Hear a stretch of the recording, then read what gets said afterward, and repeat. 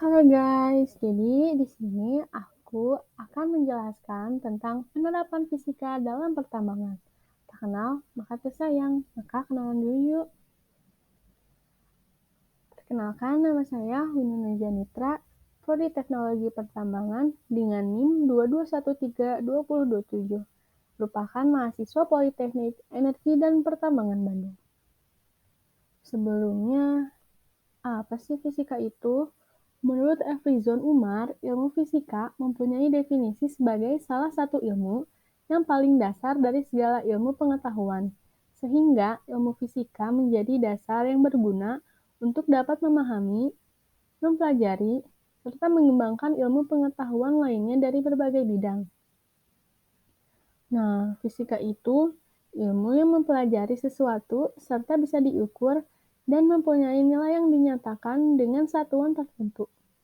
Satuan ini berbeda-beda menyesuaikan pada jenis zat maupun benda yang diukur. Ilmu fisika dalam pertambangan itu sangat penting loh guys. Contohnya pada tahap eksplorasi.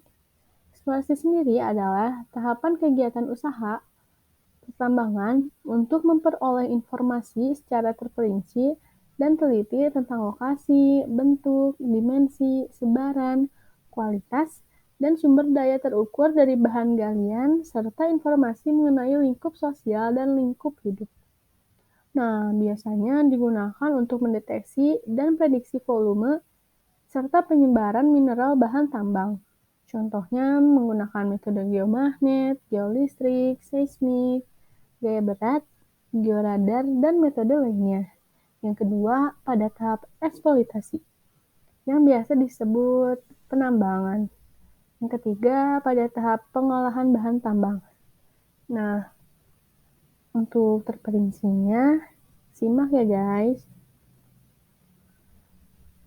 Nah, pada tahap eksplorasi yang telah dijelaskan tadi, ada metode geomagnetik.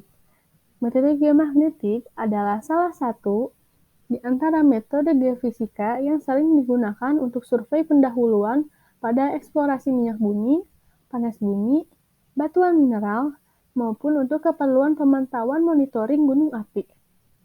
Metode geomagnetik dipakai untuk memetakan struktur lapisan di bawah permukaan atau deposit mineral logam yang bersifat ferromagnetik.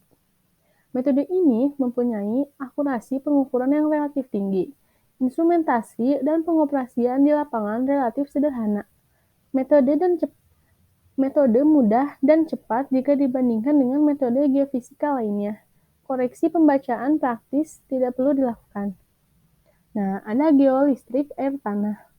Geolistrik air tanah adalah salah satu metode eksplorasi geofisika untuk menyelidiki keadaan bawah permukaan dengan menggunakan sifat-sifat kelistrikan batuan. Sifat-sifat kelistrikan tersebut adalah tekanan jenis specific resistivity, conductivity, dielectrical constant, kemampuan menimbulkan self potensial dan medan induksi serta sifat penyimpan potensial dan lain-lain. Penerapan metode geolistrik telah digunakan pada berbagai bidang ilmu, yaitu regional geologi, untuk mengetahui struktur stratigrafi dan sedimentasi, hidrogeologi atau geohidrologi, untuk mengetahui muka air tanah, akuifer, stratigrafi, intrusi air laut, geologi teknik, untuk mengetahui struktur, stratigrafi, permeabilitas, porositas batuan, batuan dasar, fondasi, konstruksi bangunan teknis, panas bumi, untuk mengetahui kedalaman, penyebaran, low resistivity, daerah panas bumi, minyak bumi, untuk mengetahui struktur minyak, air, dan kontak air, serta porositas, water content, well logging geofisik. Nah, ada seismik. Seismik adalah salah satu metode eksplorasi yang didasarkan pada pengukuran respon gelombang seismik suara yang dimasukkan ke dalam tanah dan kemudian direfleksikan atau direfraksikan sepanjang perbedaan lapisan tanah atau batas-batas batuan sesuatu yang menghasilkan gelombang seismik disebut dengan sumber seismik. Guna dari metode ini yaitu untuk mengidentifikasi kondisi batuan bawah permukaan serta mengetahui sifat-sifat batuan yang ada di bawah permukaan bumi. Sumber seismik umumnya adalah palu godam atau yang disebut sledgehammer. Benda bermassa besar yang dijatuhkan, truk vibroseis, ledakan dinamit, dan lain sebagainya. Respon yang tertangkap dari tanah diukur dengan sensor yang disebut dengan geofon.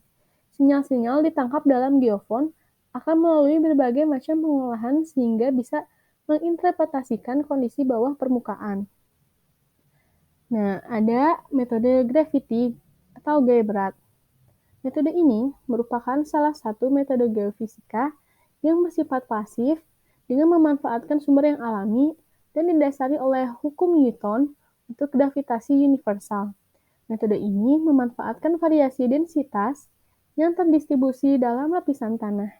Setiap batuan atau material mempunyai besar densitas yang berbeda-beda dan dapat mempengaruhi terhadap variasi medan gravitasi bumi, sehingga terjadi anomali gravitasi. Metode gravity digunakan untuk mengetahui kondisi bawah permukaan pada area tempat yang dilakukan survei, yaitu dengan mengamati variasi lateral dari densitas batuan permukaan.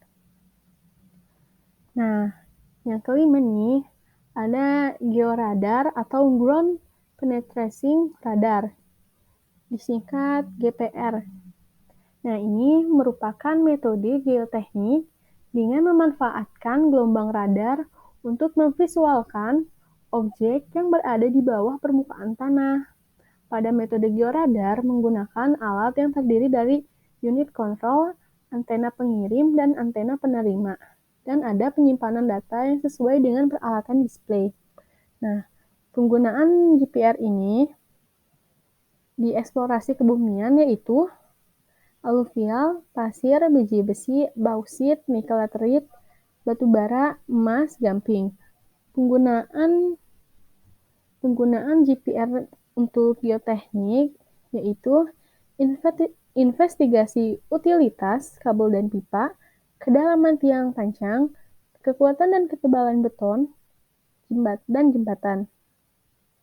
Untuk penggunaan GPR di bawah permukaan yaitu kedalaman dan dasar sungai atau danau, sedimentasi atau endapan, bedrock, zona longsor, arkeologi, goa atau rongga.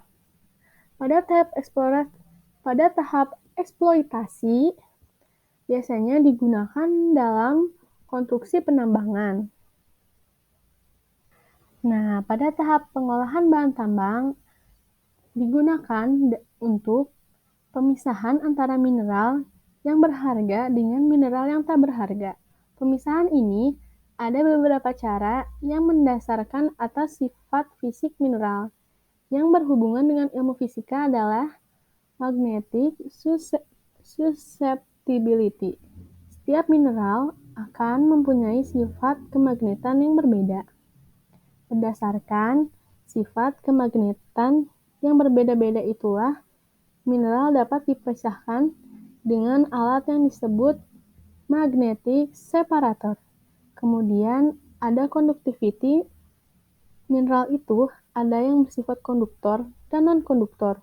Untuk memisahkan mineral jenis ini diperlukan alat yang disebut high tension separator.